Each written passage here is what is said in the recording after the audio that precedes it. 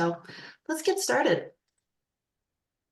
Here's our agenda for today. We'll do some introductions, and then I will be giving a brief overview of the California Fish Passage Forum. Some of you may have seen that overview already, while others may not be as familiar. So I'll just go over some of the work of the forum, why we're here, what we do, and then the purpose of today's webinar. Then we'll be hearing from Ann Elston, who is the PAD manager at Pacific States Marine Fisheries Commission, Ann and Andrew Hampton, who is the statewide aquatic connectivity coordinator for CDFW. We'll be going over the PAD plan and the expert review process. And we'll finish up with a roundtable discussion about what you guys have got going on in Region 1. So we'll start with a bit of a general overview of why we're here today.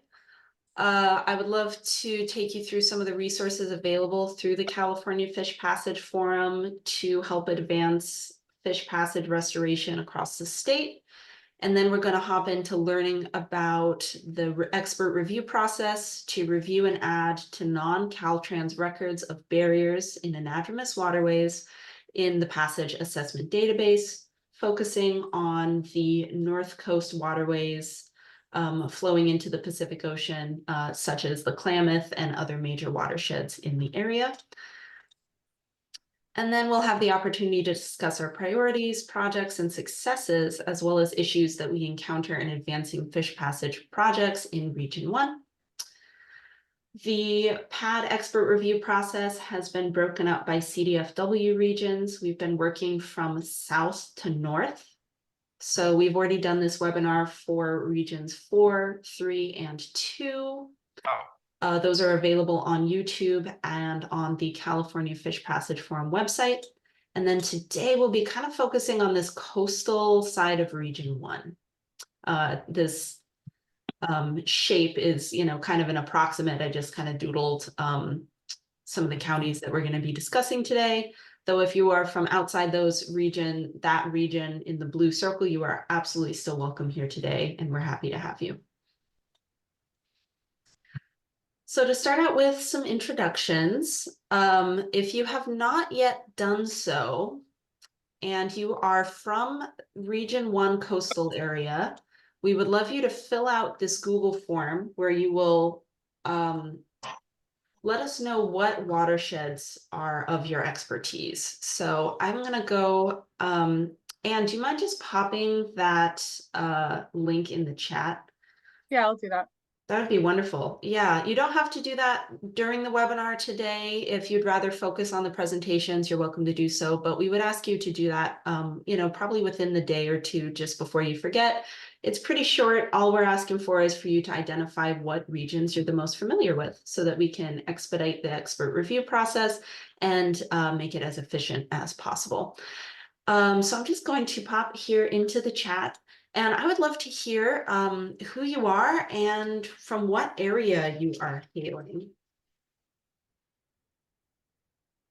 So I'm going to just give us some time to do that. If you see any familiar names in the chat, definitely keep that in mind. We'll have opportunity for discussion later in the webinar. So if you got people that you work with, say hi, introduce yourself, say what area you're in.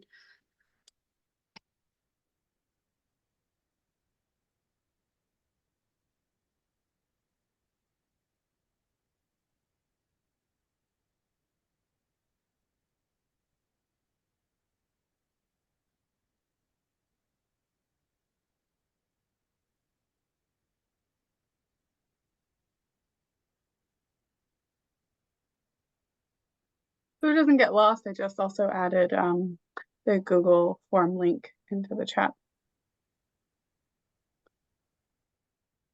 Thank you, Anne.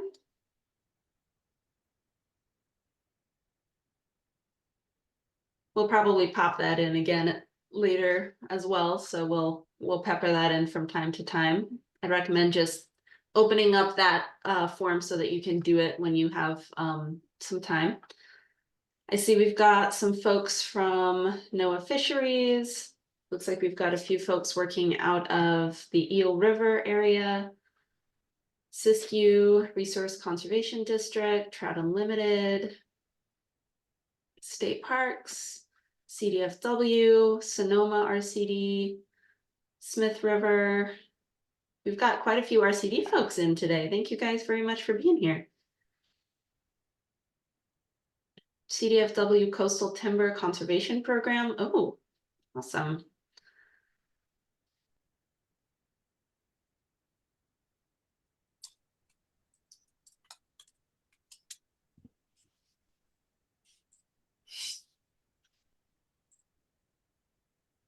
Perfect. I see some more NOAA folks. Looks like a lot of CDFW folks. That's excellent.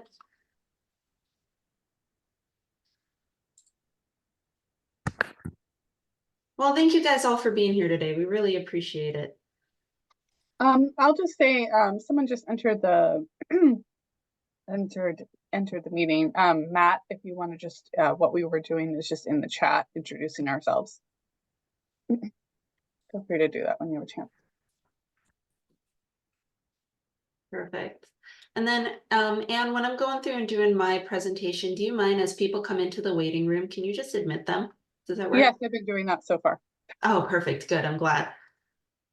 Okay, well, we're going to get started. Thank you guys for introducing yourselves. We're really excited to have you here today. And if you haven't yet, just go through and take a look at that Google form. Just open that up and posted the link in the chat, and you guys can do that later when we have a little bit of time. So I'm going to just talk a little bit about the California Fish Passage Forum. For those who are familiar with the forum, this will be a bit of a same information you've heard before. For those who are not familiar, I'll give a brief overview on what we do. Our mission is to protect and revitalize anadromous fish populations in California by restoring connectivity of freshwater habitats throughout their native range. A pretty straightforward mission to which a lot of you can probably relate. We are a fish habitat partnership, one of about 20 throughout the nation. And this photo here is a Trout Unlimited led project to replace a bridge crossing in the Noyo River Skunk Train area. Anna, I know you're on the call. You're probably very familiar with that project. And I want to show you some of the great photos we got of it from our media guide. They're really cool. This is one of them. Our members include NOAA Fisheries, the U.S. Forest Service, U.S. Fish and Wildlife Service, the Pacific States Marine Fisheries Commission, and California Department of Fish and Wildlife, as well as California Department of Water Resources and State Parks, as well as California Coastal Conservancy, Trout Unlimited, and California Trout. Membership is open to those who agree with and support the forum's mission, and we work collaboratively to move forward with several strategic objectives. That includes the direct funding of removal and remediation work, as well as assessments and research that help improve fish passage. We also work to improve collaboration and information sharing from our member organizations. Since I know federal organizations and state agencies can get a little siloed in their own work, we try to help sure we know what each other is doing. Our goals include collating and elevating resources for practitioners, increasing access to streamlined permitting options, as well as outreaching the success of fish passage restoration efforts across our geographic scope. We also work with some other organizations you may have heard of, including the Pacific Marine and Estuary Partnership, which is also a fish habitat partnership through the National Fish Habitat Partnership, as well as the Pacific Lamprey Conservation Initiative. For anybody interested in learning more about our objectives and what we're doing, we do have an up-to-date strategic framework posted on cafishpassage.org. That's our website. You're welcome to head there for any additional information about what we are talking about today. Some of our past work includes support of 57 different projects across the state, as well as a few generalized assessment and research projects, which are not on the ground remediation, but help define on the ground remediation. Those projects have led to the removal or remediation of more than 50 barriers, as well as improving access to over 300 miles of habitat. And we have directed around $1.7 million in funding. We also have a couple projects we've worked on in the past, which include a ArcGIS hub site that displays barriers to tidal connectivity across the Pacific coast from Washington down to California. That's available on the website.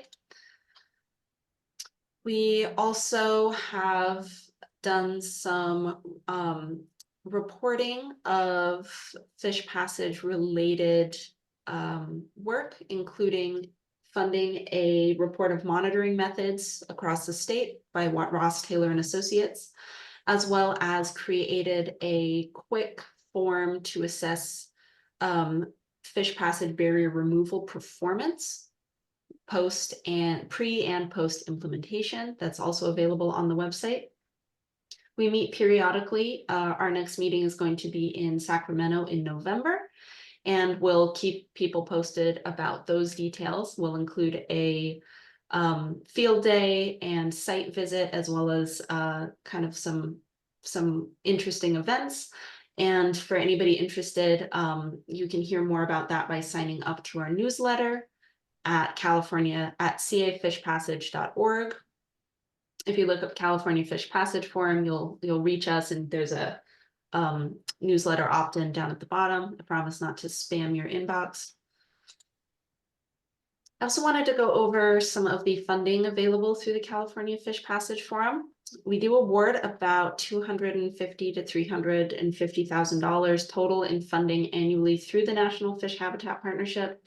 This is, of course, kind of a drop in the bucket compared to a lot of the other restoration funding out there, but it can be a good option for projects who just need a little bit of a bump for things like cost increases, monitoring assessments, or leveraging additional funding. That does unfortunately include a one-to-one non-federal match. We do welcome projects before all match is secured. So if you're not exactly sure where your match is coming from, you're still welcome to apply. That is closed for this year. We release that generally actually in the fall. I apologize for saying it's in the spring there. That generally releases in the fall and closes in the spring. So we are closed for this year, but we will be releasing that again next year. We also do our best to try to put together information about other funding opportunities out there. As you guys know, there is still quite a bit of money for fish passage restoration through BIL, though that those NOFOs, will be kind of starting to dry up sometime soon. So it's good to keep yourself apprised of what is out there. We recently, in early April, did a funding and resources webinar, which is available on the website as well. We had folks from US Bureau of Reclamation, many different state opportunities, NOAA, fisheries, coming out to talk about their funding opportunities. And I do encourage you guys, if you haven't yet, to check out this interagency fish passage portal. This is a product of the US Fish and Wildlife Service, and it puts a lot of the federal opportunities together on one website. So if you're not familiar with that, I'd recommend checking that out. We do have a few upcoming events that I do want to plug since we're all here.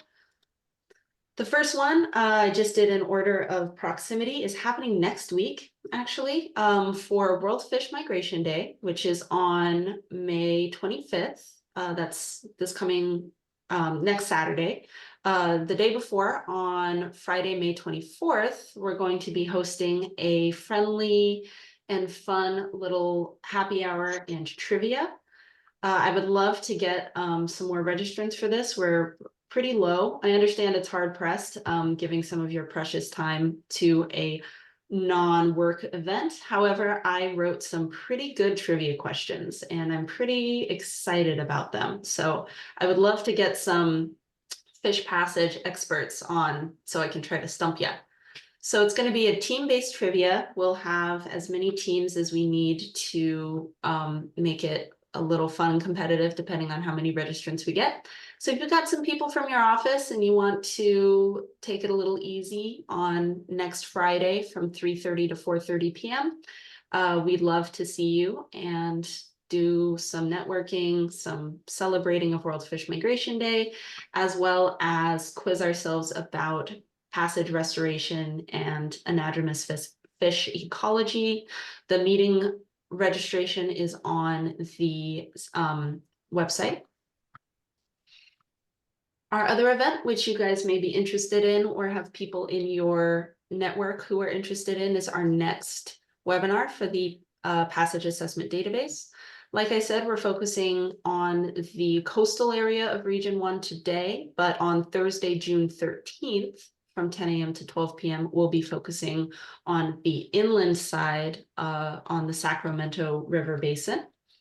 The registration link for that is also on the website, or if it's not, it will be by today. And people that you know in your network who focus on the inland area of Region 1, we would love to see them on June 13th. So that's my time. Does anybody have any questions for me about what I presented today? You're welcome to put them in the chat, or you're welcome to unmute and just speak them verbally.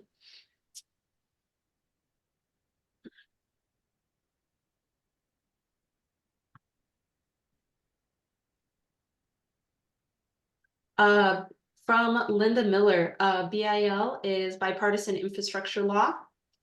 And that is large federal package of money, some of which is going to fish passage restoration, largely through the form of federal funding opportunities through U.S. Fish and Wildlife Service, NOAA, NIMS. Oh, sorry, Anne, I see that you answered that in the chat. Dam busting for the win. Thanks, Scott. Yeah, I've got, just to go back and plug trivia one more time, since I've got an extra minute.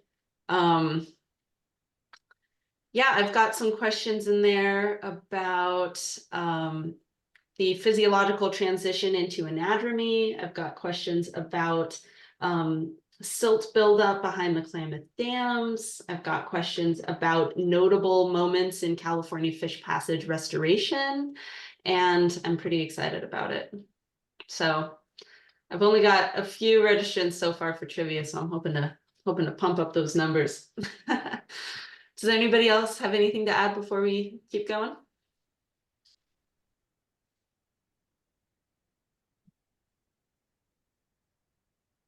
Okay, no worries. All righty. Next, we're going to be hearing from Ann Elston, the PSMFC Passage Assessment Database Data Manager, as well as Andrew Hampton, the, oh, sorry, Andrew, I changed your title there, the Statewide Connectivity Coordinator for CDFW. And they're going to be talking about the Passage Assessment Database. So I'm going to stop sharing, Anne. Okay. Thank you.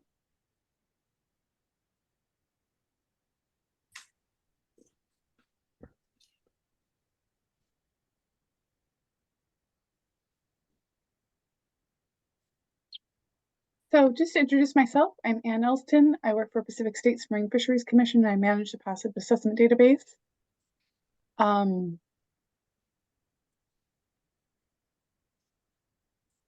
I think there's other people waiting to see. Okay. I'll let them in. Okay. Thank you. So I'll be providing an overview, Holly mentioned, of the PAD and also this effort, including the North Coast. I do want to provide a special thanks to Neil Sharada.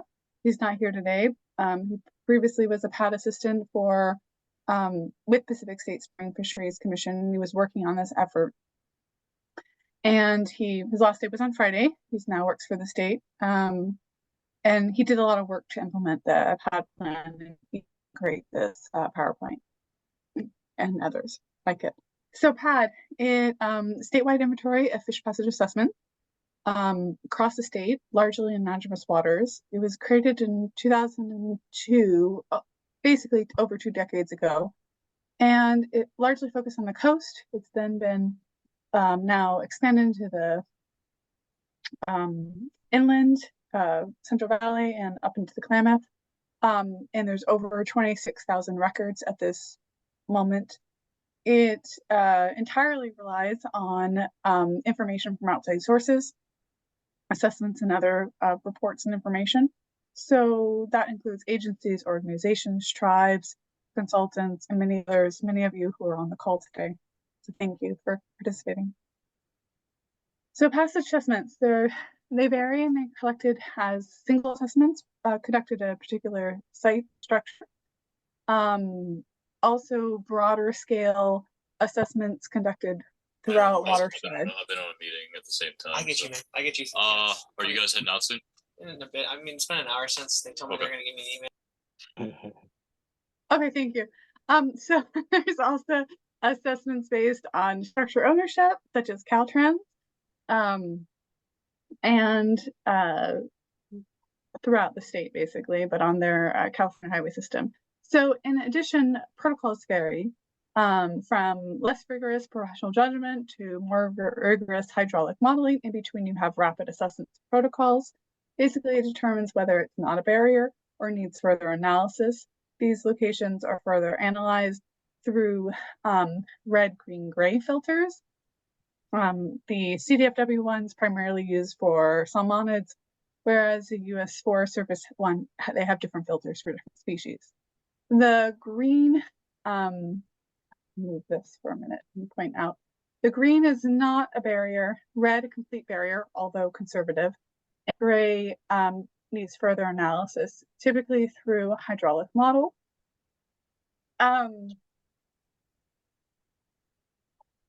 And fish crossing is typically used for road crossings, whereas HECROS is used for evaluating passage of dam and dam-like structures.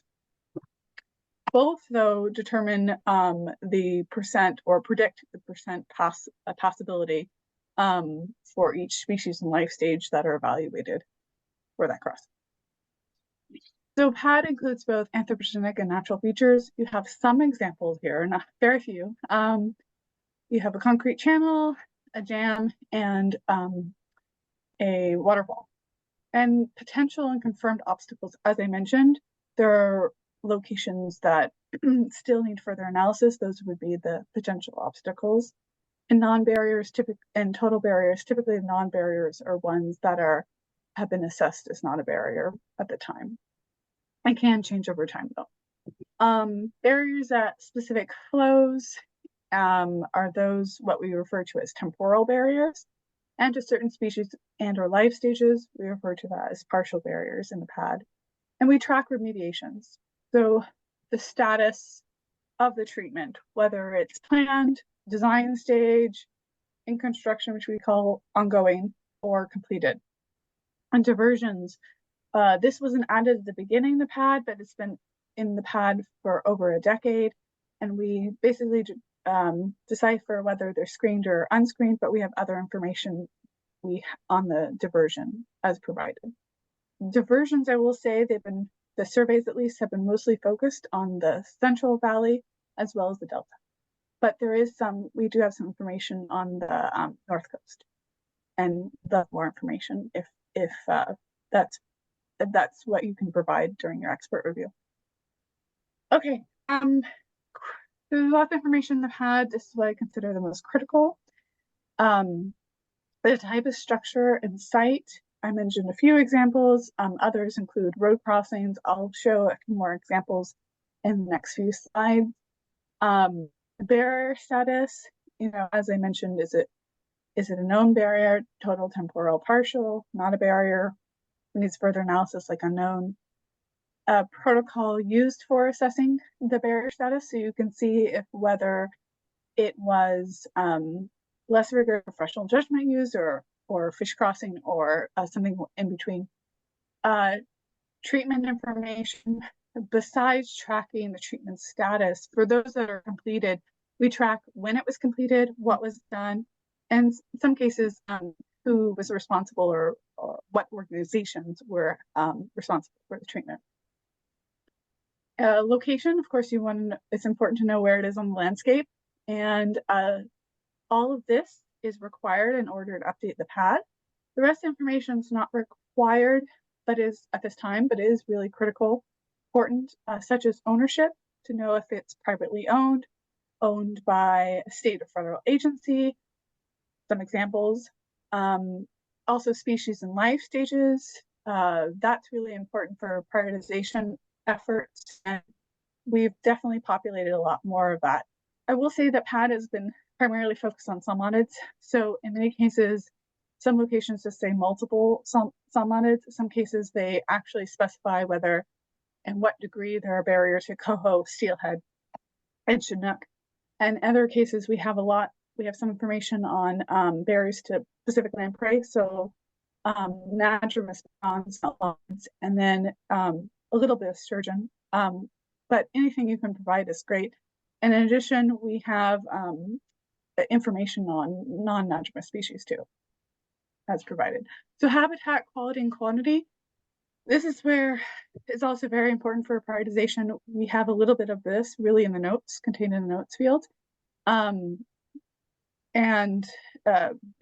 It'd be good to have more of this. But anyway, photos also, this is one key area where they're vitally important, and we've probably doubled or tripled in the last decade the amount of photos. So I thank you all who have provided photos, who plan to provide photos in the future. But they're really critical. You can see the barrier. In many cases, you can see how severe the barrier is.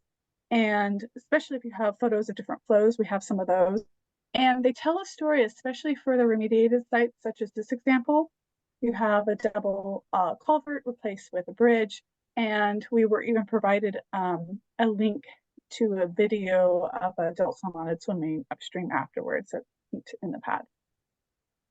So I'm going to go through, mostly these are most prevalent site types in PAD, but you will also, some of these you will see also in North Coast. So one is road crossings. Road crossings includes culverts and bridges and low flow crossings. Bridges are barriers, or can be barriers in many cases. For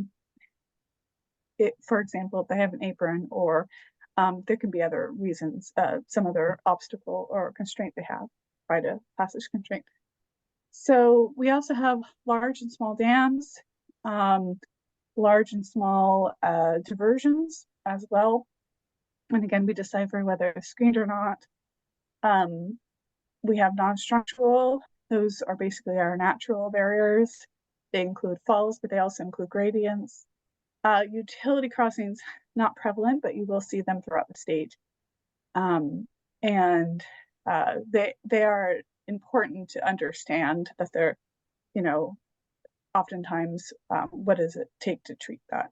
So it's good to know that they're called out separately from other crossings like road crossings. So barrier status, clearly not a barrier. This bridge and this large dam, a barrier, little barrier. You have partial barriers. In this example, it's showing how this is a barrier to juvenile salmon, but not to adults. Temporal barrier. These are two examples of barriers at low flows, but not high flows. And it's good to really understand what we call a screened versus the unscreened diversion. Unscreened diversion is something that doesn't have a screen or does not meet criteria such as CDFW and NOAA criteria. You can see that this one has a screen, but the mesh size is too large, so it doesn't meet the criteria. In this example, it's a screened diversion. Screened diversions must be screened and meet both criteria. So this is some comparison of site types in North Coast and the full pad. Just know that this is just non-Caltrans records. I'll explain a little bit why. I think we actually, Holly might have mentioned, our focus is on non-Caltrans at the moment. So you can see obviously in the North Coast quite a bit of road crossings. I think this is largely because the assessments have been focused on a lot of county roads that have been done in this region. But you do have a certain amount of non-structural or natural features and diversions. And so here's another comparison, again, of the North Coast and a full pad, really, just the non-Caltrans records. And you can see quite a bit of known barriers, total, partial, temporal, a good amount of ones that need further assessment, unassessed, and somewhat of a good amount of non-barriers too. Of course, these numbers will change as you complete the expert review. So the PAD program page on CalFish is a central location for accessing PAD. Really, you can, in the About tab, it'll give you more information about the PAD, additional resources on Fish Passage, provides you links, priority barriers. We'll actually link to CDFW's priority barriers, both the BIOS maps and the actual PDF priority lists. The data access tab is really important because that's how you can access PAD. It will, at least a lot of the tools that will allow you to access PAD. Now I'll show you a few, and these link to other sources. For example, the Passage Assessment Data Portal. Here it's called the PAD Query. It's hosted on CDFW's website. And basically what's important about this is updated the day after I make changes to the PAD. So it's it's a tool it's updated most frequently. And what's nice too is it has these pages. It has pages like this. As you can see in the red arrow, it means that it has a assessment or report tied to it, some sort of document. And so you can look at those. If you do have any issues, do contact me. My information will be at the end of this presentation, and I can also put it in the chat if you need access to those and can't get them. And then basically what's nice is you can also export it as a CSV, bring it to Excel. You can even narrow it down to, say, just the ones in Humboldt or by watershed. BIOS. So if you go back to the PAD data access tab, you just click on the link to BIOS. It will actually take you to a preloaded PAD layer in BIOS, which is nice. So you don't have to add it yourself. Right now, we're kind of focused. We zoomed in and focused on the North Coast up into the Klamath. And what's nice about this is you can add other layers, such overlay layers, such as CDFW's priority layers or distribution layers or critical habitat. And this is updated roughly every three times a year, so less frequently. Same time, we create a file to be opened in Google Earth. And if you do use Google Earth, just remember to delete the one you had before and add the new one. And you will know which one it is because I have it labeled with the date, the latest date. And I also have it in there's metadata I include in it as well. You can zoom in actually and click on these locations, look around. What's really nice about Google Earth is you can see historical data or historical imagery, excuse me. And so in this case, the hair dam removal, you can see a location over time that has been removed and what it looks like present day. So there's the end to the overview of PAD. Here's where we talk about really why we're here today, the implementation plan. So, you know, PAD, I mentioned, has been around for over 2 decades. The data in it is even older than that, probably 3 decades or more. And so we knew that the data was out of date. We knew there were some errors. We didn't know the extent of errors. We really needed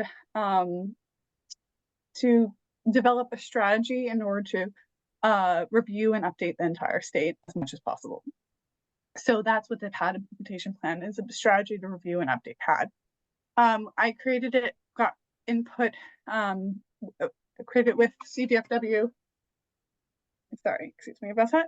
CDFW and Pacific States. And then we got input from the forum.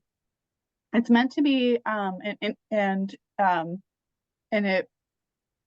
so far it's been really great, but it's meant to be dynamic.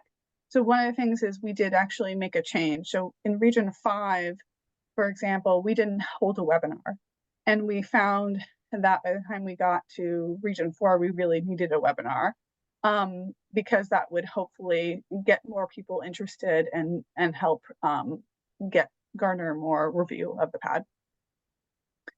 But the first step was really before implementing the pad plan and starting the process after creating the strategy, was to really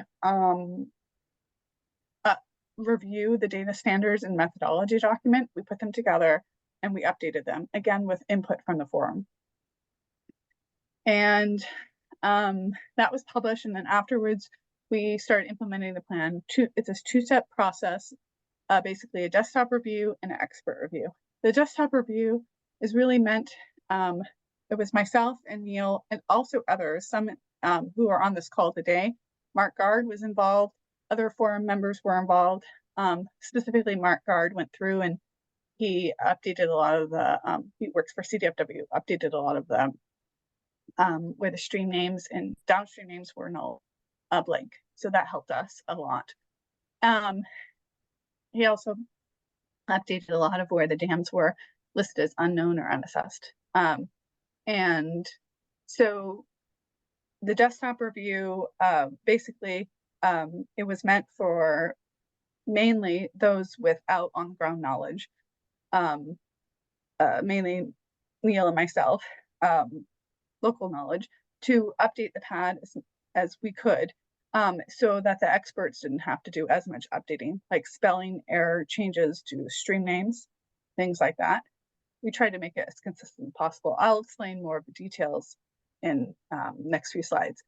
So the expert review is for, after the desktop review, is for the reviewers who we define as fish passage experts, those that have local watershed knowledge as well as fish passage knowledge.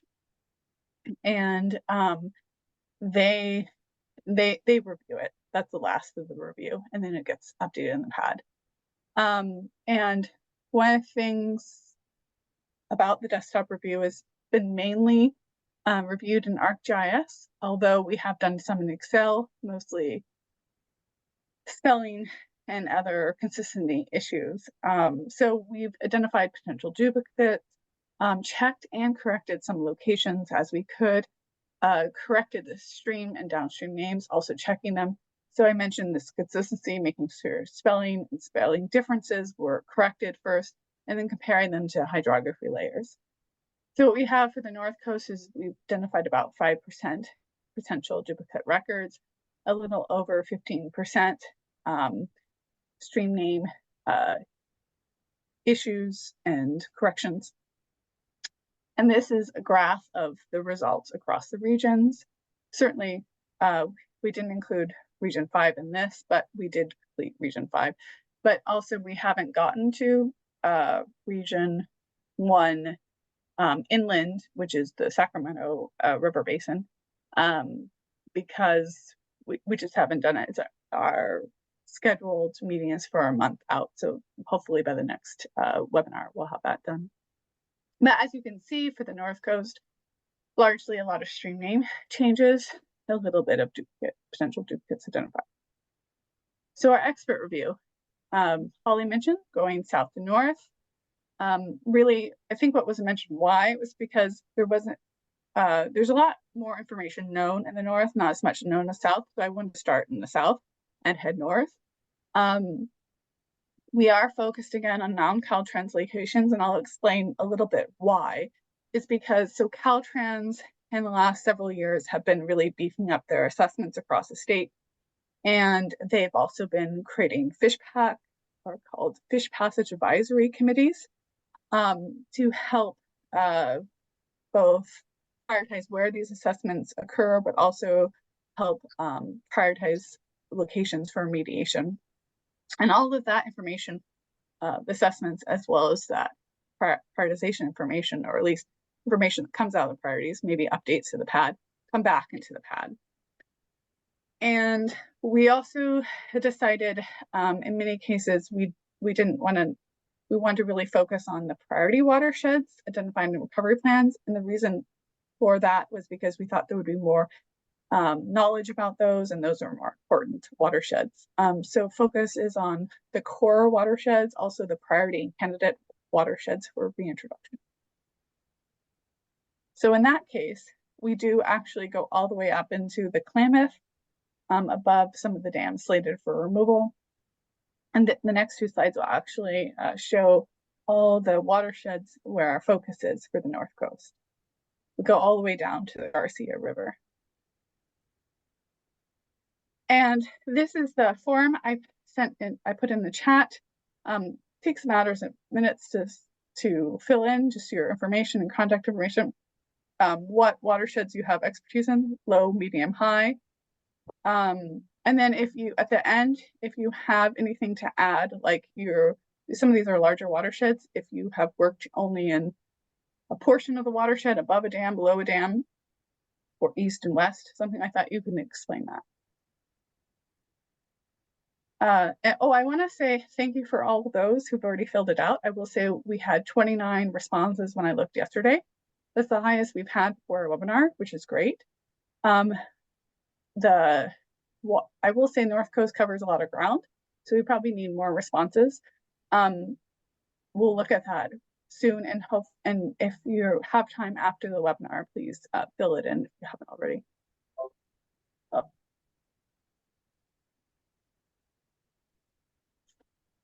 Okay. So the expert review steps. The first one was to identify the experts. We did the best we could.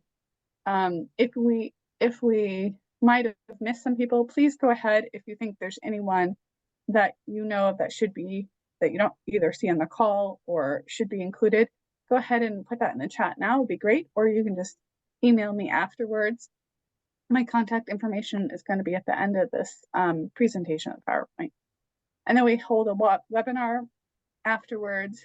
And then have hopefully all the experts self-identify their watersheds of expertise.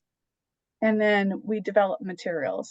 So some of the materials have already been developed, like a basic email, instructions. But the other thing is specific to the watersheds. We create basically the Excel, that's what you will review. And then we have watershed maps to be helpful too. So you know where these locations are. We do include the coordinates in the Excel and a map link as well. So you should be able to find those in one of those ways. And then afterwards, we contact the experts sending them these materials for the review. So there's a lot of information in the pad. We don't need it all reviewed. Again, a lot of the information that I had on that slide that was critical, that's what we're having you review. So it's really the yellow highlighted ones that we are focused mostly on. We included these other fields to be helpful to you, and you're welcome to update them. We've done a lot of updating, obviously, the stream name and tributary two names, but if you see anything, go ahead and update that. So in regards to the most critical fields, the yellow ones, barrier type and status, the barrier description, that goes in the notes field. If you want to describe the barrier, it's really helpful. Not only to us, but anyone who views the pad, and especially when they're looking at either going to fix a barrier or find out more information about a barrier or prioritizing a barrier. Very helpful. Location, obviously. We have longitude, latitude, and the ownership information if you have that. Treatment information, again, that's the treatment status, and if completed, and then you can explain what was done if treated. The fishway and type and status, that's only if it has a fishway. I mean, you're welcome to include whether it doesn't have a fishway too. The status, basically, is it functioning or not? I should give some examples of the type. So like vortex, weir, things like that, any kind of fishway. We also have roughened channels, things like that identified. Again, you will not be reviewing Caltrans sites. You will see this in BIOS, but you won't see this in the Excel spreadsheets that we're sending. This is what you will see. It won't be in red, but you can add your both your new barriers and update them in red. And probably you won't update every single one, but just where you have updates.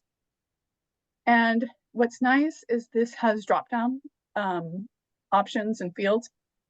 So we are making it easier for you, but also it will help us on our end. So to make sure that the data is quality controlled and be easily brought into PAD. The blue fields are where we're tracking your review. So if you can update those, whether you reviewed it, updated it, reviewer comments, anything you think that is useful there. So if you don't have familiarity with that one, but you know someone who does, I would definitely say put their contact information here so we can contact them.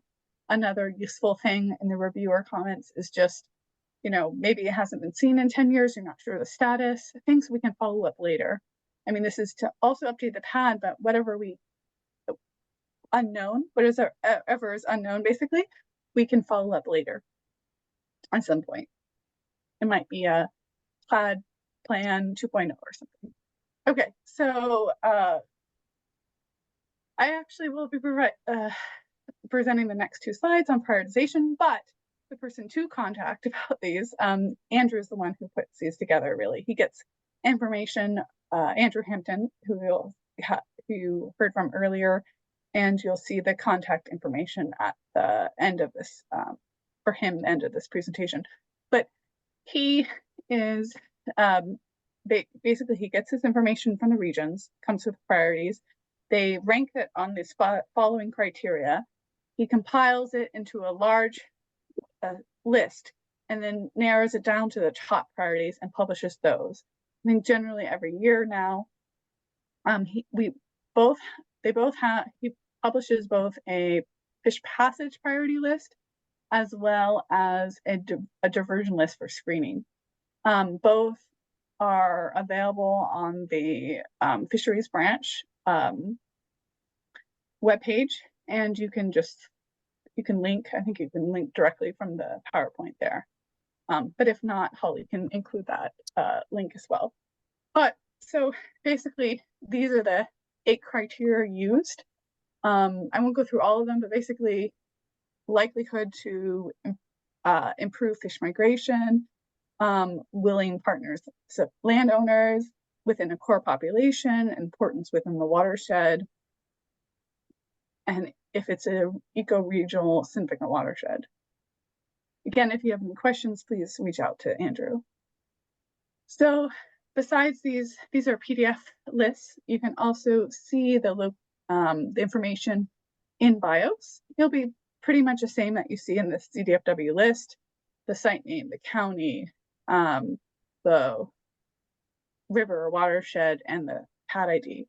What's nice is in this case, you could add a PAD layer here so you could find more details about the actual barrier and the priority. This is a bookmark of all the priorities you can see that have been published since 2011 and put in BIOS. And the most recent is last year's. So the next steps in this process is to have you self-identify your watershed expertise, and then you'll wait to receive an email packet from us. You then will record your updates in Excel and send them back to us. The tentative deadline for review is late summer to early fall this year. And I just want to thank everyone. I want to thank everyone who's ever contributed to PAD, everyone who's provided support for this PAD plan so far, whether it's implementation or even the beginning of the strategy. There's a lot more that we cannot add here, so many more. I wish I could just sprinkle it with more of these, but there's just too many people to thank. It's really a large effort. PAD is not cannot exist without all of you. So thank you. And then here's some time for questions and comments. Here are some examples. Do you have any feedback on this plan? Are there other watersheds you want to add or even exclude? Other partners and experts we should include? You can tell us now or also put them in the chat or contact us. If you have information for the pad or questions, you can contact me. For prioritization, please contact Andrew. And just generally, if you want access to the pad, go to the pad program page at CalFish.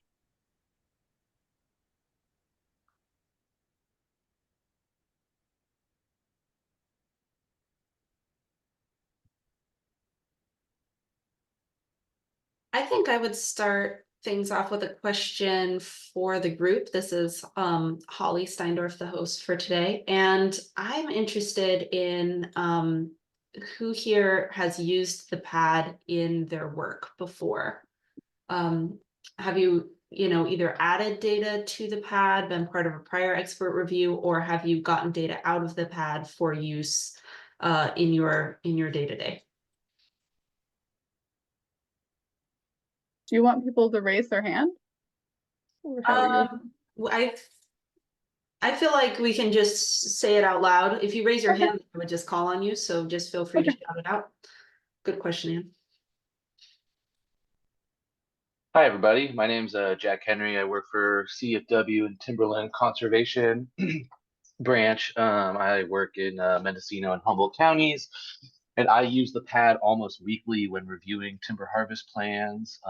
We do a lot of stuff with management of fish-bearing streams related to timber harvesting. And so, yeah, checking the pad. I check the pad almost weekly. And almost every other week, I've been going out on timber projects and assessing the upstream extent of anadromy. And, whenever I find natural barriers or man-made barriers, I'm filling those out too. I think the last pad data form I filled out was in November of last year. So filled out maybe a dozen in my time. Thank you, Jack. That is excellent to know. I'm glad that it's been a useful tool for you. Anybody else want to chime in?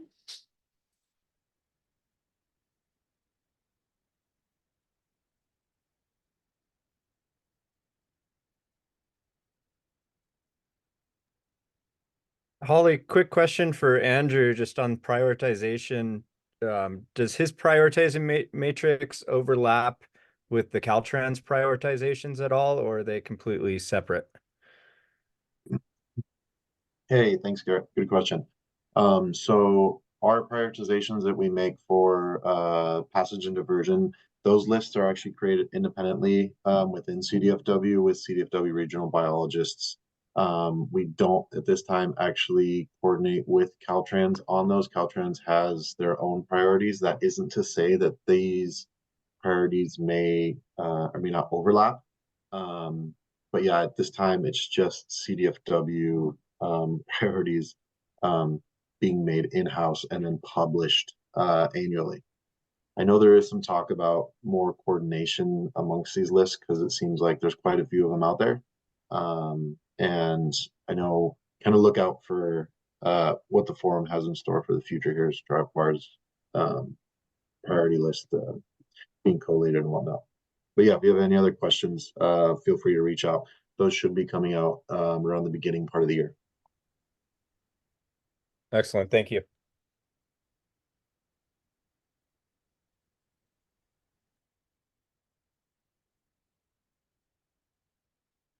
Yeah, thank you, Andrew. Forrest, I see that you have your hand up. Go for it. Yeah, hi there. I had a question regarding the pad database and uploading or adding new potential fish barriers.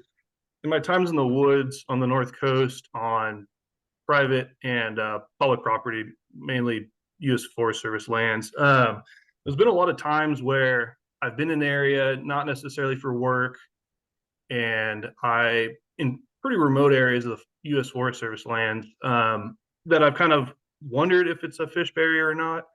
I'm not out there in any professional sense, and I was kind of doing other things. But I was wondering what's the process of like just adding potentials?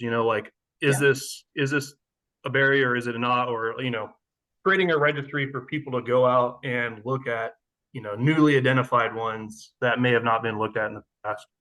Yeah, no, I think that's a great question. Yes, we do want that information.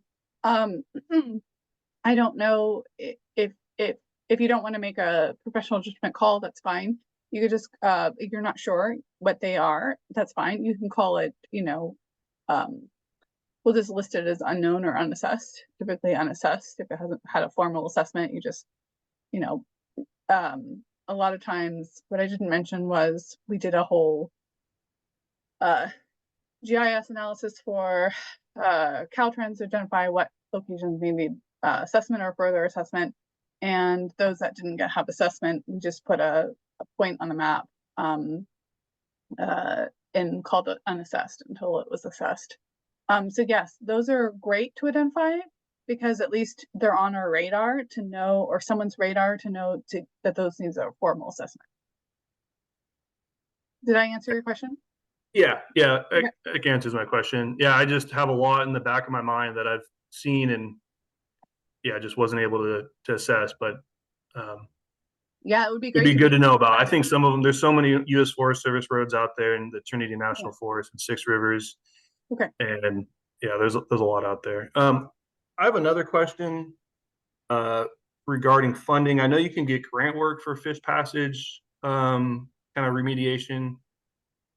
But on some, there's a lot of private landowners that have fish barriers on their properties.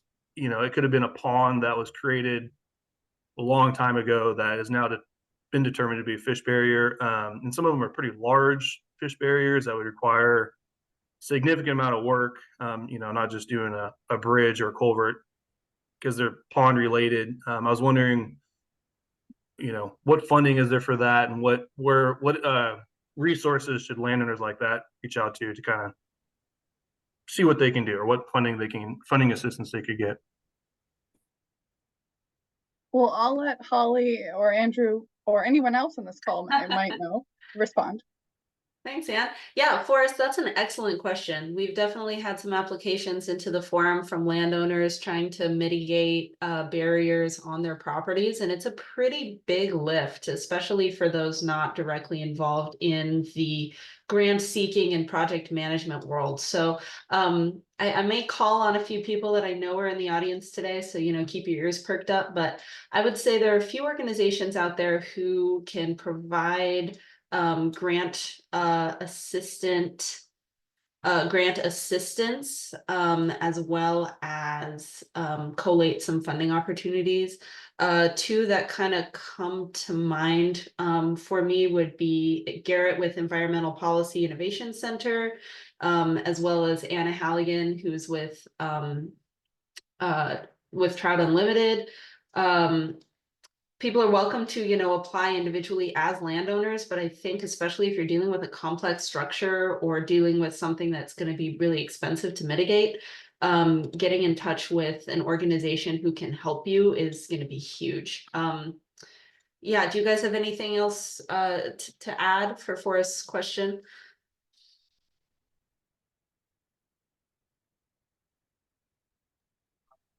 Yeah, I would just say resource conservation districts are a great resource as well for landowners to reach out to. Oh, yes. Thank you, Mark. Yeah, we've got a lot of research conservation districts on the call today, and they can be an excellent organization with a lot of local knowledge. So they'll kind of know some of the conditions in which landowners are working with and be able to help them with the most close proximity. Holly, I'll second that comment. RCDs are great. And then at the federal level, the NRCS Farm Services Agency, the FSA, provides a lot of different program assistance for private landowners as well.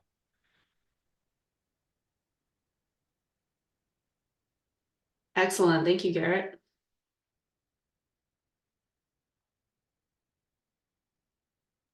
Yeah, thanks for that. I was just kind of interested in what the group had to say of best routes. RCDs are certainly a solid bet.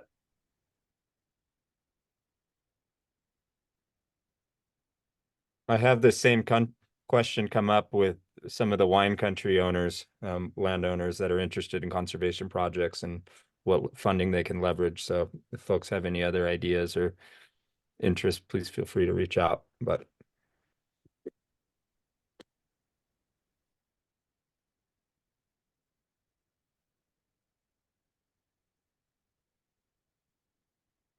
Fantastic.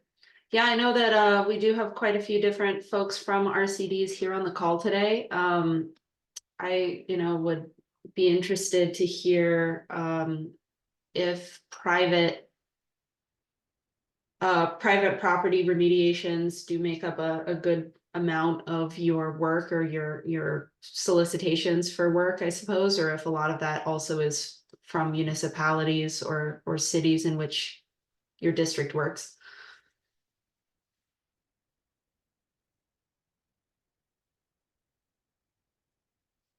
That's more of an open-ended question, but that can be subject for our roundtable discussion in a little bit. Does anybody have more questions for Anne or Andrew regarding either how the expert review process is going to work, what you should expect, or prioritization lists of fish passage from Andrew? Does anybody have questions for them before we keep moving?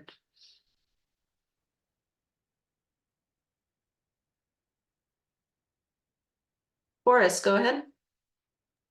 Sorry, it's not related to that, but I wanted to just chime in real quick regarding CDs and fish passage. Sure. As we all know, cannabis is kind of a big thing on the North Coast, and there's been a huge effort on the permitting and environmental compliance in that field. It's just kind of food for thought for RCDs looking for projects, reaching out to any of the environmental consultants and engineering firms that handle a lot of that work to reach out and just see what clients of theirs have those kinds of issues, because they'd have intimate knowledge of that, and to just contact them, see what they got, and there could be some working together there on RCD expertise and funding and private landowner need and just ecosystem need, because there's a lot in that field. It's kind of like what happened when timber was regulated. There's an incredible amount of work put in there, and that's still occurring. And then cannabis is a whole nother, it's a whole nother half to that problem that's currently ongoing right now. So I just wanted to add that in there.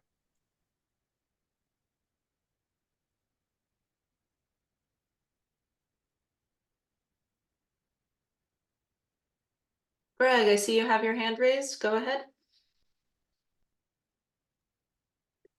Thanks. I had a follow-up question on something I see in the chat here from Anna saying a word of caution that the pad's littered with potential barriers that were not accurately described, and that Anna and her team have done a great job cleaning these up.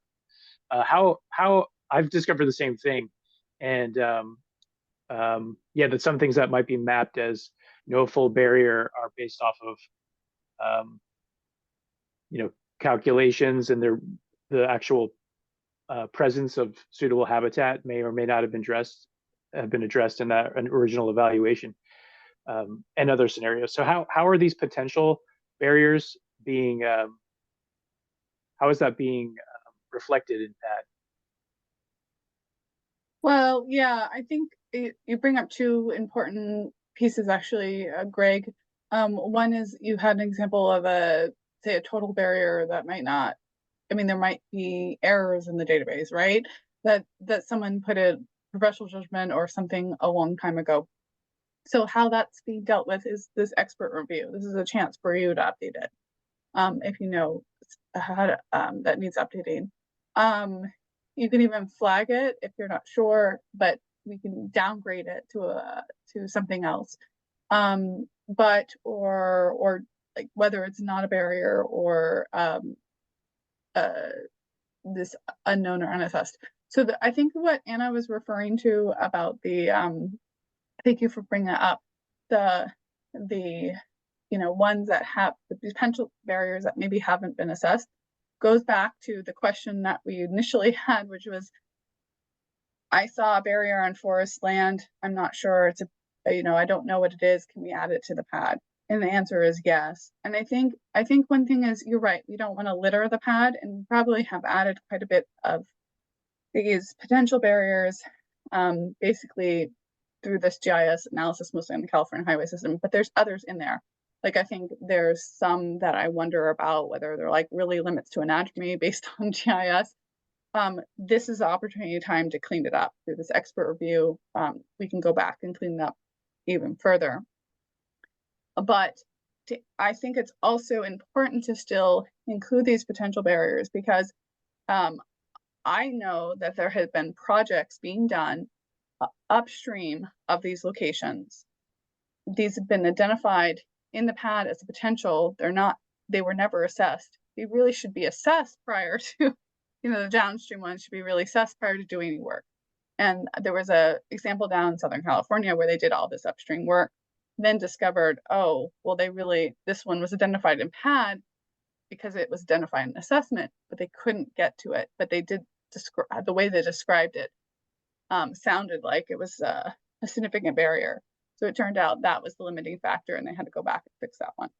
I don't know if I answered your question, but I think what I'm saying is, I think it's important to still have on the radar, important to look at these, important to have them in the pad. You're right, you don't want to put hundreds of them in there, but I don't think that's what we're talking about. I think we're talking about a few. Yeah, it sounds good to if there is a question about a site, to flag it, that it needs follow-up. And I wonder if there is a site that is a potential barrier, but it's not certain that it is. I see, there's general categories for pad sites like natural barrier, unassessed, total barrier, things like that. Is how would a potential? Yeah, or the unknowns and unassessed, essentially. Got it. So it could be anything. Yeah. And question from Holly, would you say that kind of the difference there as far as future amount, like benefit versus potential littering, would just be having a clear and accurate description of the site? Is that important if you're putting in an unassessed or unknown barrier? Definitely. I think it's definitely good to have as clear as possible, but I think it also helps to identify which need, assessment. It's certainly, that's what essentially Caltrans is using for determining, or what we use, the unassessed and the unknowns, and then we added more to basically determine what level assessment needed to be done for many of those. But further analysis, yes, that did help with the sort of gap analysis, you can call it, basically what was needed to be surveyed. But I think that you can have as much. Sometimes you might not have a really big description of the location because you might not. Usually you have more of a description if you have a more rigorous assessment, an actual assessment. Understood. Thank you. But those rapid, I will just say, those rapid assessment protocols, the purpose of those were actually developed by, the first rapid assessment protocol, I would say, was developed by the forum. Then there was a separate one developed by Caltrans. But those were meant to basically flag locations for assessment, further assessment. And sometimes you wonder, they just need to go to the next step. They just need to be further assessed. But I think also what Greg was referring to is there's a lot that maybe were identified as a barrier, but there is no habitat, or there wasn't any habitat information to know it's really not a barrier, say, or a critical barrier. And that is what we're hoping to update through this process. Fantastic. Thank you.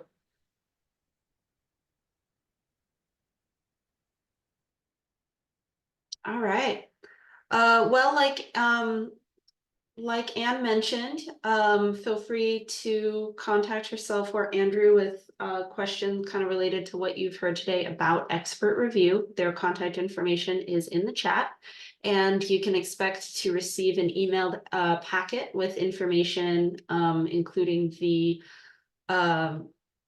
areas for you to review within, Anne, you said probably around a month, or it's okay, I won't put you on a timeline, but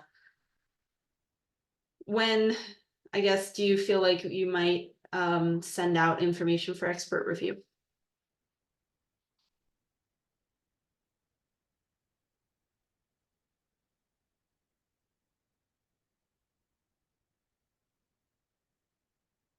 Looks like Anne might have fallen off, but I'd say probably maybe a month and a half or so, hopefully.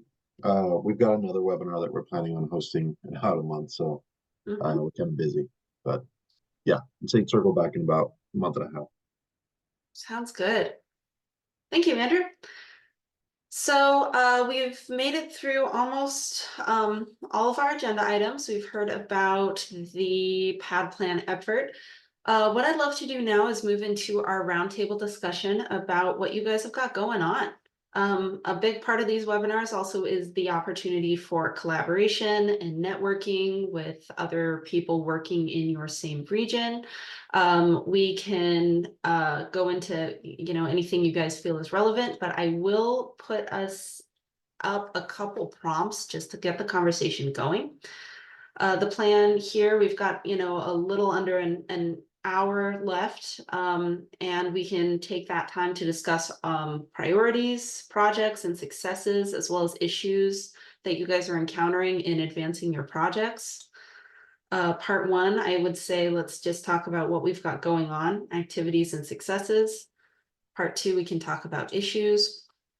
So I'm just going to keep my screen up just for a second. I'm going to then stop sharing, and I encourage anyone who's comfortable to put their video on, and we can talk about what inventories and assessments are being done for the coastal area in the North Coast, as well as what on the ground projects you've got going on, or what research projects your organization is working with, and what monitoring efforts you're using to inform those assessments or evaluate the success of those projects, as well as any kind of success you want to share. Say you have had a remediation project that was completed last year and you just started to see some returns through a fall or a spring run of salmonids. We would want to hear about that. So I'm going to just stop sharing my screen. And like I said, anybody who's comfortable, you're welcome to turn your video on. Does anybody have something they would like to mention, projects that you've got going on, assessments or research or on the ground projects?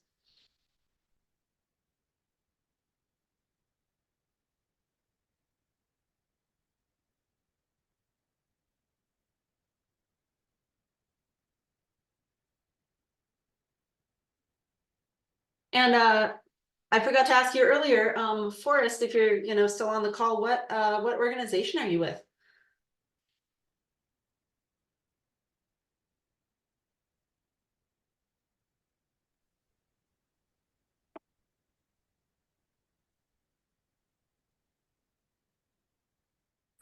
Hey, this is Evan Senf at the Siskiyou RCD. We're in Scott Valley up here in Northern California. We've got some interesting monitoring projects going on. We've got some stream gauges installed in the valley here, monitoring flow. And we've got a habitat typing project as well. Our website has a lot more of the different projects. I can't think of anything else that may pertain to this right now. No worries. Thank you, Evan. Yeah, Siskiyou RCD. We'll go ahead and look you up. Your flow gauges and your stream gauges, are you seeing would you say a somewhat standard amount of flow, or are you looking a little light recently? This year, I think we're pretty high. We might even be above average right now for the valley. Phenomenal. Thank you. Yeah, well, I'll go ahead and look you guys up. It's always helpful to see what other people are doing. I want you guys to share your successes. I believe I saw Linda's hand up.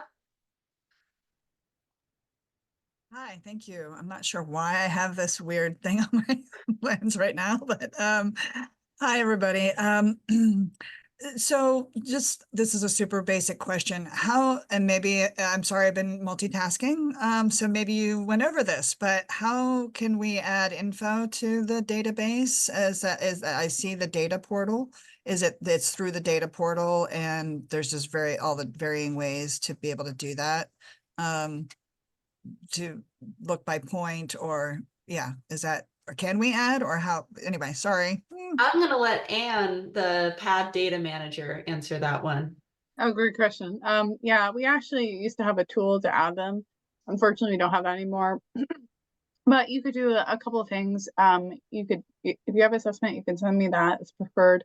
If you don't, it's fine. You can either, if there's multiple locations or a few locations, you could send an email. You know, I can also provide you sorry, I didn't have time to provide what information we need. I said some of the critical information. I think it's mostly in the slide that we need. And I think the last thing would be, if you want to use the data portal, it's fine. You can export what it is in there and just export as an Excel and update it if you want. Generally. Now, I think if you're waiting, another thing is to update PAD. We will be sending you Excel spreadsheets if you identify what watershed you have knowledge of, and we'll have you review it. And you can add new barriers and also update those if you just want to wait for that. Okay. Okay, great. Thank you. I really appreciate that recap. Colin, I see that you have your hand up. Go ahead. Hi, everybody. Colin Anderson, CDFW, working out of the Arcata office. And just a couple pad related things going on here. Back in 2011, 12, I think we identified a barrier in Jacoby Creek that was a total barrier, and it's finally getting some attention, and Earwig has put in funding to do some engineering analysis for a replacement, which is awesome. So that's has some momentum. And then another issue we've kind of been dealing with is, you know, things that have been identified and fixed for salmonids over the years, but are total barriers for adult Pacific lamprey. So did a modification on a project on Cloney Gulch in Humboldt Bay. So Freshwater Creek, Cloney Gulch is a pretty big tributary. And there was a salmonid project that was done back in 2011, 12. So to help passage for adults and juvenile salmonids, it's still a total barrier for Pacific lamprey. So we did a modification on that in the fall, and so we're going to do surveys in the this spring above and see if the lamprey are getting through. So those are my two pad updates for Humboldt Bay. That's exciting stuff, Colin. Thank you. Yeah, I've been helping out with some work for the Pacific Lamprey Conservation Initiative and learning more about their lamprey survey techniques. Are fascinating. Do you guys use mostly electrofishing surveys for your juvenile lamprey? These are adult. We do adult surveys for survey for reds. Oh, yeah, okay. I have a question, Colin. Thank you so much for the update. So for the spring survey, are you planning on doing that soon then? And you'll know the results soon of that? Yeah, we've already done one round of lamprey surveys, and we'll do another one this month and then one more in June. Okay.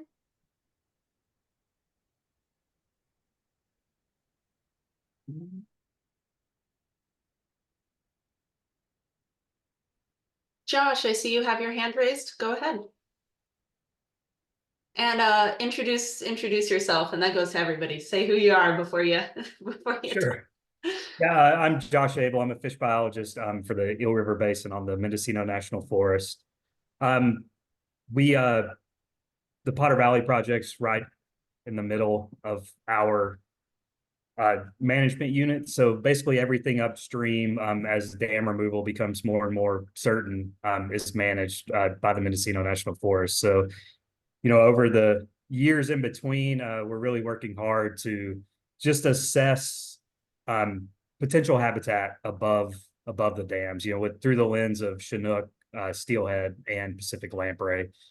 It's kind of slow moving. It's a pretty remote area. Thankfully, we don't have a lot of roads or human infrastructure in the watershed.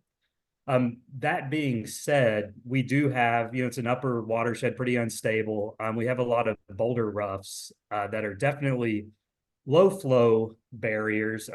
There's a few that have been, that are more well known that it's debated whether or not they're total barriers or, could have at least steelhead passage in the winter. So that's what we're working on. And then I have a question derived off of that. As we're assessing these, we're talking natural barriers, and we're looking at it more through the lens of just potential habitat. Are those natural barriers that we're not seeking any sort of remediation? It's more just knowing that they exist and where they are. Is that appropriate to add to the pad? Yes. Okay. Yeah, exactly. And with that being said, a lot of these are really hard to get to. Like I'm going out to a site next week. It's an overnight trip to get out there. We're bringing a total station and basically doing a longitudinal profile of the barrier. Is there any other sort of, I'm not a fish passage expert at all. So is there any sort of just boilerplate data that is more helpful for these sites that, aren't just a quick jump out of the truck to get to and assess? Yeah, there's been some protocol developed, but not too much. Mark Guard, I think, would be able to answer this, or even Andrew, about assessing natural features, or anyone else in the call could answer that too. Yeah, I think that's, the longitudinal profile is very helpful. Maybe some cross sections as well, like at the bottom and top. That might help. And that's probably enough that I could plug that all into a HEC-RAS model and assess it. So glad to help out with that too for anyone. Perfect. So just so I'm clear there, if it's a vertical, fall, you would like a cross section, I'm assuming at the bottom. Right at the top and right at the bottom, yeah. Okay, perfect. Thanks.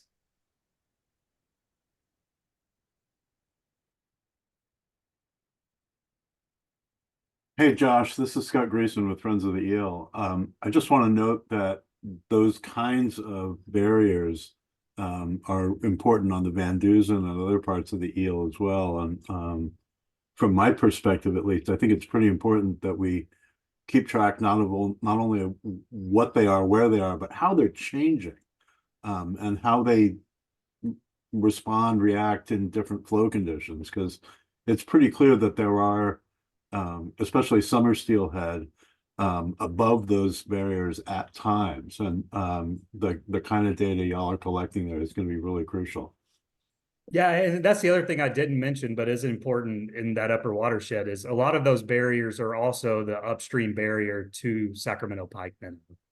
So they're actually serving a beneficial purpose for being there. So yeah, that's another thing that we're looking at, is not only volitional fish passage, but actually blocking an invasive species from accessing that habitat upstream. That's a really, really important point. I guess what I was starting with was just the more subtle potential for those barriers to serve as a sort of comb for winter and summer steelhead. Sure. To be, a factor there. So.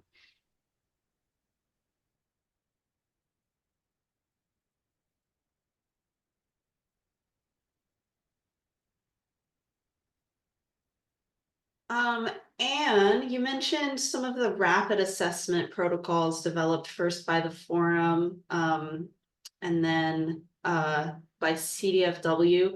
No, Caltrans, sorry. Oh, by Caltrans, you're right, you did say. Yeah, sorry, so the rapid assessment protocol, it's referred to as the first pass form. It, we have both a paper form that you can fill out. Yeah. And then Caltrans developed one for themselves as well, a little bit later. I use that. And they've since updated it. So if we updated it too. I should mention it has Pacific Lamprey information. A lot of that was thanks to Damon Goodman and also Stuart Parker. So it basically identifies if it's a potential issue to Pacific Lamprey. So sorry, I didn't mention that. No worries. I was just trying to track it down on the forum website. I believe I got to what we were talking about posted in the chat, which doesn't, barriers. It's also linked to you can see an additional resources tab of a program page, but either one. Fantastic. Yeah, so those on the call who are getting out to remote barriers and you're, interested in getting some structured information in about those barriers, I would encourage you to at least become, familiar with some of those, since that helps standardize some of the information going into the pad.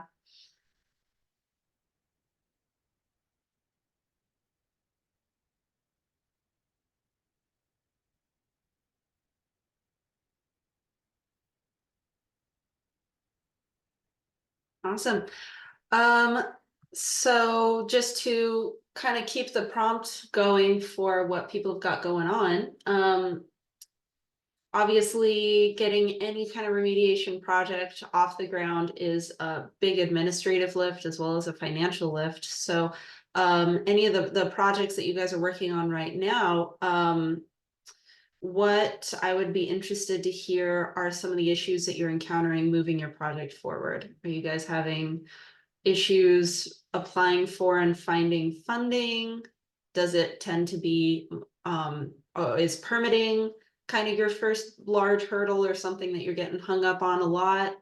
Are you having issues with actual implementation? Anything like that? We've got several different organizations on the call right now, including myself, including the California Fish Passage Forum, that can try to help connect you with resources, or at least be a sounding board for transmitting what those needs are for the community. So what are you guys having issues with? Now's a good time to speak that into the universe.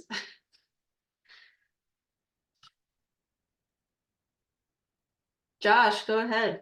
So for us, and I know this is a fairly unique situation, but as Anna mentioned in the chat, we have one culvert crossing that we've been trying to get funding for I guess it's going on 5 years now, and it is above the current Potter Valley project. And our issue has been we're trying to get this work done before the habitat is anadromous again, but connecting those dots of being in that kind of purgatory between, not anadromous and anadromous, or looking to be anadromous in the future, has been a really big hurdle. And, we've made that case pretty compellingly to funding sources, but then, the people that actually make the decision, the word didn't get to them. And so we're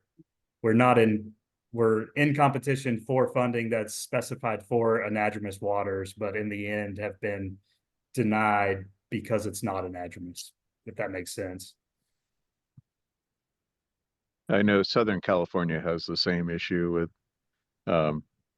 looking at steelhead that are up above current barriers. And unfortunately, I don't know any good advice.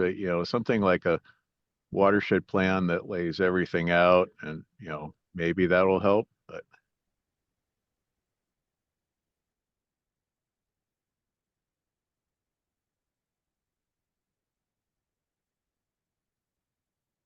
Thank you, Mark. And thanks, Josh. Yeah, that's a tough nut, I would say. Linda, I saw that you had your hand up, and then Garrett, I saw your camera on for a brief moment. Feel free to chime in anytime. But Linda, go ahead. Hi, yeah, my name is Linda Miller, and I'm with the I'm on the board of the Botawat Watershed Council at the moment, retired CDFW, and we're looking for we're previously the Mad River Alliance and kind of rebuilding capacity at this point, and looking for capacity funding to build capacity, and also to do projects. So kind of wanted to just reach out, see if anyone, we're also trying to just increase networking and cooperative projects. Just want to reach out to everyone and let you know that we're in the Mad River watershed working. The Ottawa is the Wiyot name for Mad River. And yeah, just looking to network ideas for funding for small nonprofits. Because we don't really actually have a lot of capacity right now to even write grants. Just the lack of funding for basic operations. So any ideas on that would be helpful. Thanks.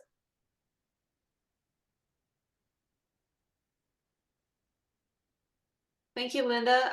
Yeah, that's something I've definitely heard from other small nonprofits as well. I know we've got some people on the call who I think can also help answer that one. I'm going to just take a second and also try to track down. We just had our funding and resources webinar, and I recall there was a opportunity that was had some money specifically for also capacity building. So I'm gonna just try to look into that, see if that was something that could work for your area.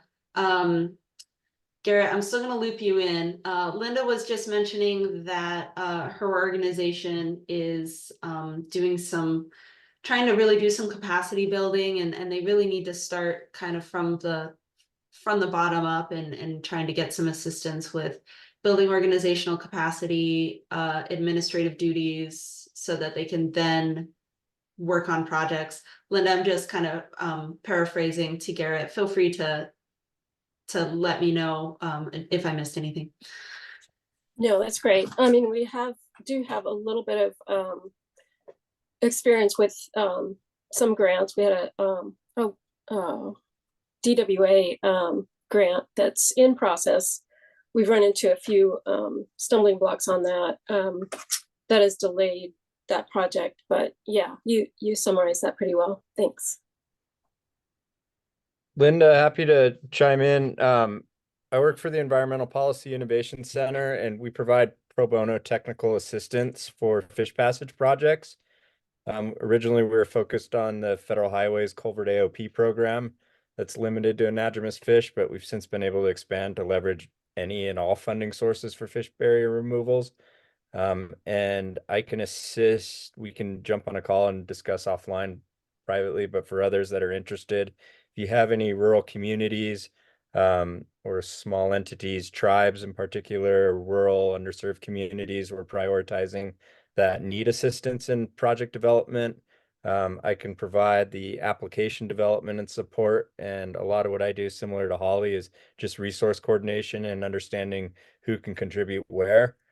So if folks have individual projects they're looking to build momentum on, or get further developed, I'm happy to assist and looking for more projects.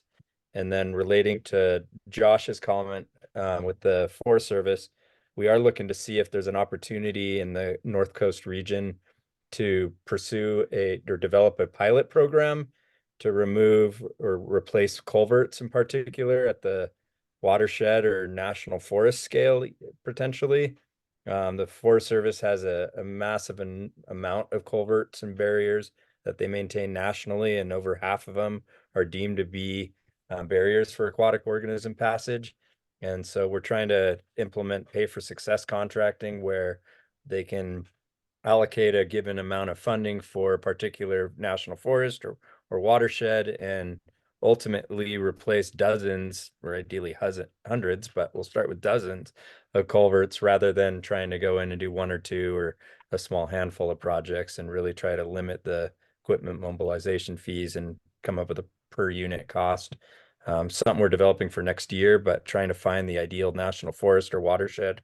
So these comments from Josh or Forrest earlier are really resonating with me on areas where we've identified. And right now, the Trinity in California and the Olympic in Washington are the two areas we're looking at most likely pursuing. So happy to consult further with the Forest Service contacts. And it looks like Josh just sent me his contact info. So thank you. And thanks everyone else. Thank you. I'll send you a contact too. Thanks, Linda.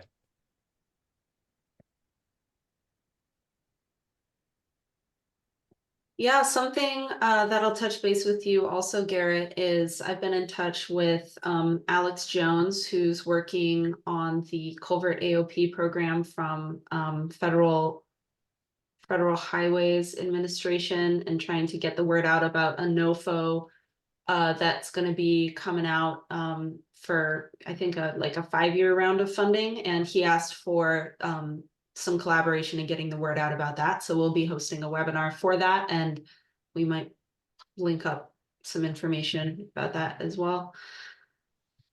Yeah, that's a unique thing that it's pretty cool to see that at the interagency level, at the federal level.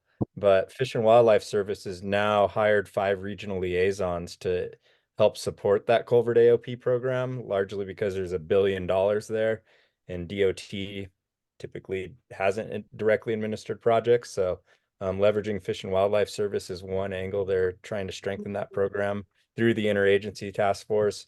And we've developed a great NGO agency relationship where we're mutually supporting that effort. So Alex or myself are happy to do that. And we anticipate that NOFO to come out next month for the FY24. And that's 200 million available. But you need to be a local government entity to apply. Not necessarily local, it could be state government, but some sort of form of government. Can't be a private landowner in this particular program. Understood. Yeah, so we'll have to target our outreach there specifically. Yeah. Email Alex is literally the next thing on my to-do list after our webinar today. So it's good to hear that you guys are already in communication. Andrew, I got a quick question for Garrett on that one.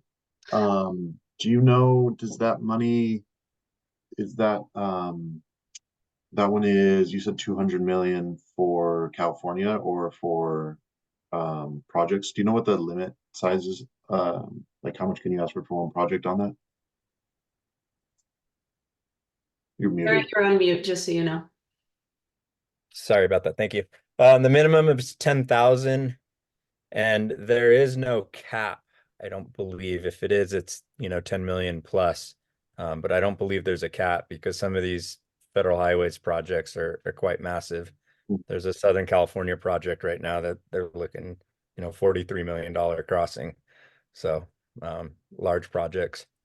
There is a match on it. It is a 20% match requirement, but I'm pretty savvy at finding resources for that, and that could be state level match or other entities that are, or other project components that are included.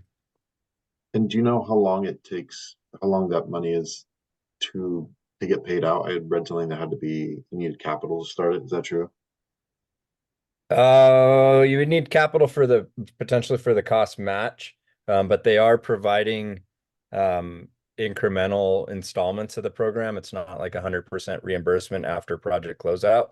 You have to put it up. They're actually putting money forward, and you can also apply now in this upcoming NOFO for project planning as well. So if you don't have a full project developed, you could go for that and then apply for it again in subsequent years. But the program is national. It's not just for California. So you are competing nationally. Okay. Thanks, Garrett. Yep. One of the things I heard recently about a concern about this, and I don't know if there'll be less applicants in the new one coming out, but it was a big effort. I mean, of course, grant applicants are a big effort. We talked about capacity, having capacity to apply for grant, but it sounds like a huge lift. I have not been involved myself, but I'm wondering if it is for state and other groups to apply for it, especially state. Is there capacity there for them to apply? Because it sounds like a big undertaking. Do we have anybody from local governments or municipalities on the call that could share your experience about how much grant applications take, or someone who applies for a lot of grants, how much of your time it takes? Yeah, and specifically, I would love to know about the grants for the bipartisan infrastructure. I know the grant process for FRCP takes a while, so do some other grant programs, but certainly I think that what I'm hearing from the infrastructure plan is that it's a quite extensive undertaking. I'm happy to comment on that. It depends on the funding program. For instance, like BOR Water Smart or this federal highways applications, these are really extensive, like 200-hour application plus. They're and largely why our organization is trying to provide targeted technical assistance to support that barrier, if you will. But then there's other programs like the National Fish Passage Program through Fish and Wildlife Service, which I feel is like the best program out there. They recommend match, but it's not required.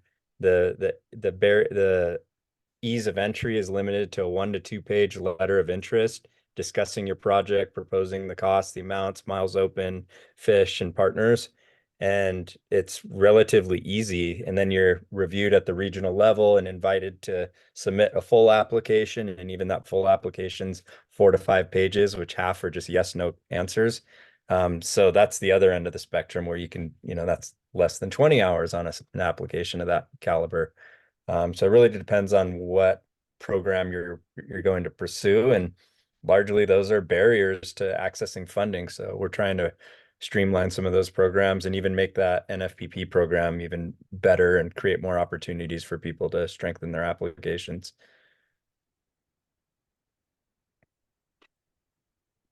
That's great to hear your perspectives, Garrett. Yeah, you'd be a wonderful person to answer that question since you have, seen and done a lot of applications from many different programs.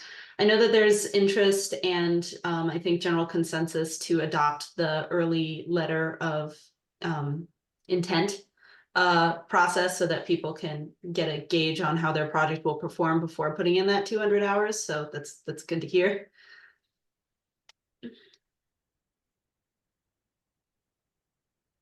Yeah, I think the other end of the spectrum that we've sort of floated with White House OSTP is, just getting rid of the application process in some of these programs and really coming to the entities and asking who needs support rather than these NOFOs that are nationally competitive. It's a big change and big challenge, and the idea is being floated around, but that's all I can say on that right now.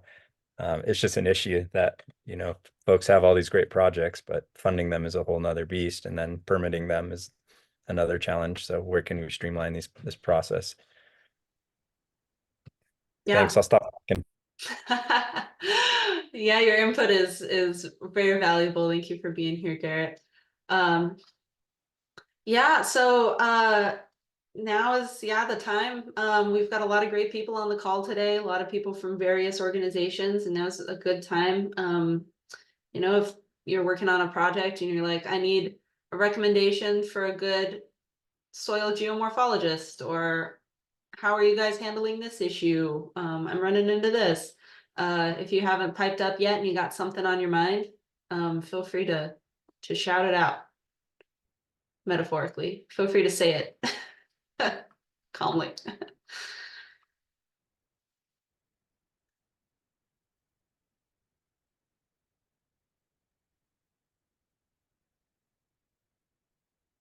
I also wanted to put a shout out from the chat from sorry if I'm mispronouncing your name, Jalan Waki. Big news for the Smith is that the Rowdy Creek Fish Hatchery weir is coming out this summer. Contractors are mobilizing and prepping right now. That's awesome. Thank you for sharing.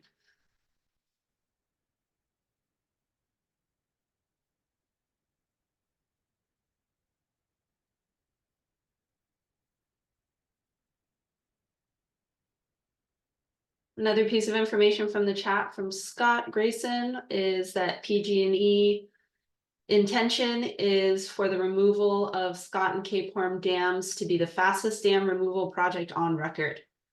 Interesting. That'll be some good press if that can come to fruition. I wonder what they're going to do to make that make that happen. Well, what Josh isn't saying. Sorry if I misinterpreted your comment. Not at all. That's just to say that that habitat will definitely be anadromous soon. Excellent. Something that I wanted to put a quick feeler out for is the forum has been talking also with Megan Quinn at American Rivers. Obviously, dam removal is a big part of their work, and I know that they are interested in having this project called Active 150. Has anybody heard of the American Rivers Active 150 project? If you have, just, you know, put your hand up or your thumb up or yes in the chat. Anyway, the Active 150 project is essentially an American Rivers collated list of achievable dams for removal to increase their goal of removing like I can't remember exactly what their goal is, but they've got a pretty hefty dam removal goal. Thank you, Anne, for the confirmation.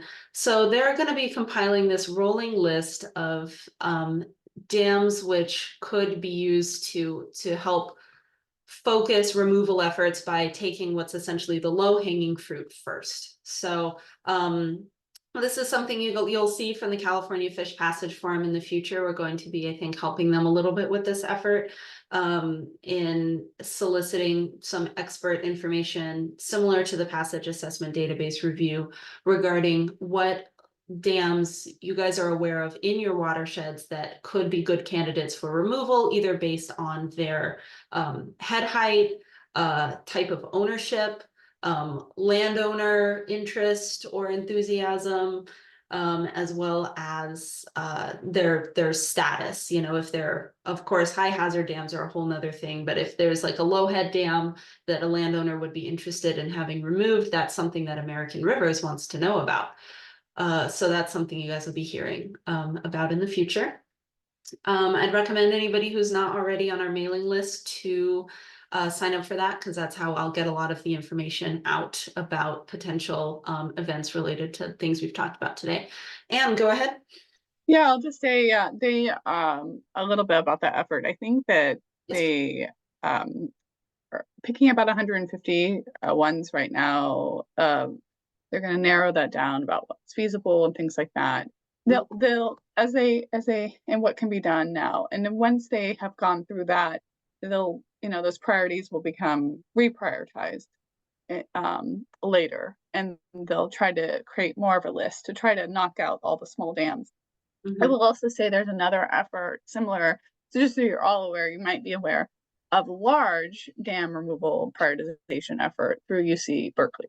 And it started with that, and the American Rivers has also now done that, is starting to do the small dams. So I just wanted you all to be aware of that.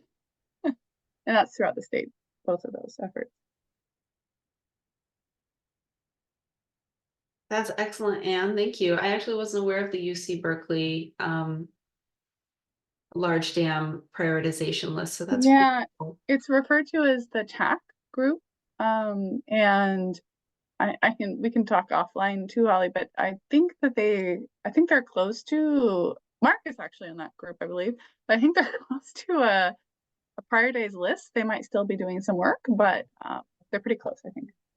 Yeah, I haven't heard anything lately. Fantastic. Well, it's good to hear that these things are being done. That's wonderful. That's why we're here. All right, well, we're almost at time. Does anybody have anything else that sitting on their tongue that they want to get out?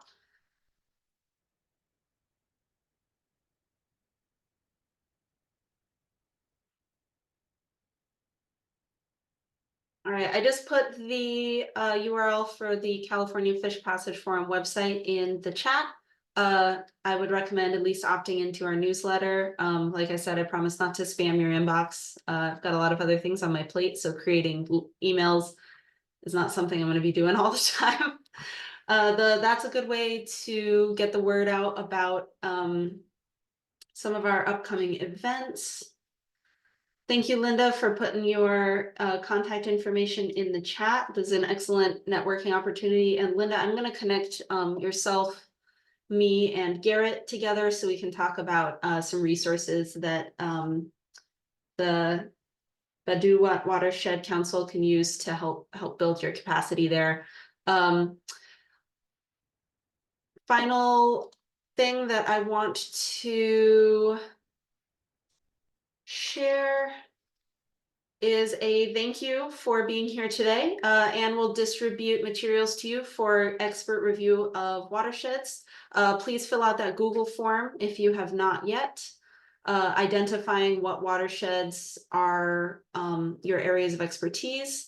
And if you're free next Friday, I would love to see you for World Fish Migration Day celebration and fish passage trivia.